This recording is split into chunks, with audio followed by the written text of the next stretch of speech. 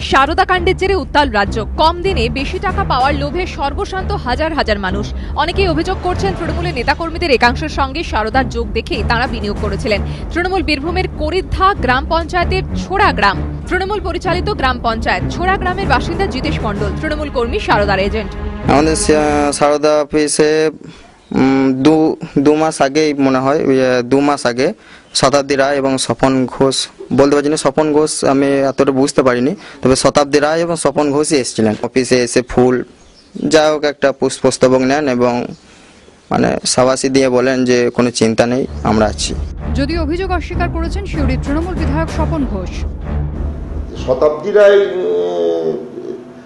আমরা এইখানে সারদার হয়ে ভালো কাজ করুন, আমরা পাশে আছি, এই ধরনের কোনো বক্তব্য উনি রেখেছেন এটা আমি কিন্তু কোনো রকম ভাবেই শুনিনি।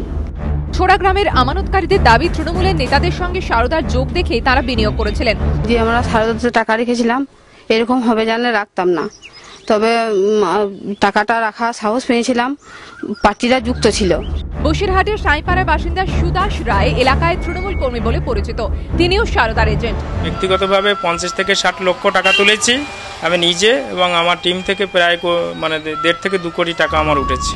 হাওড়ার আমতা তৃণমূল পরিচালিত উদং গ্রাম পঞ্চায়েতের সদস্য মলয় পল্লে সারদার এজেন্ট হিসেবে কয়েক লক্ষ টাকা তুলেছিলেন।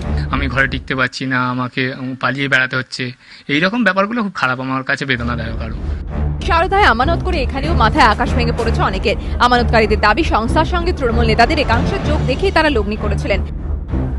জানি যে অল্প সঞ্চয় আমাদের 15 মাসে করলেও এককালীন কিছু টাকা আমরা পেয়ে যাব।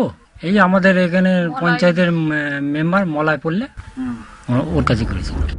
আমানতকারীদের অভিযোগ প্রথম কয়েক মাস তারা টাকা ফেরত পেলেও গত কয়েক মাস ধরে তারা আর কোনো টাকা সারদা থেকে পাননি। সমীরণ পাল, সুনীত হালদার ও গোপাল চট্টোপাধ্যায় রিপোর্ট, এবিপি আনন্দ।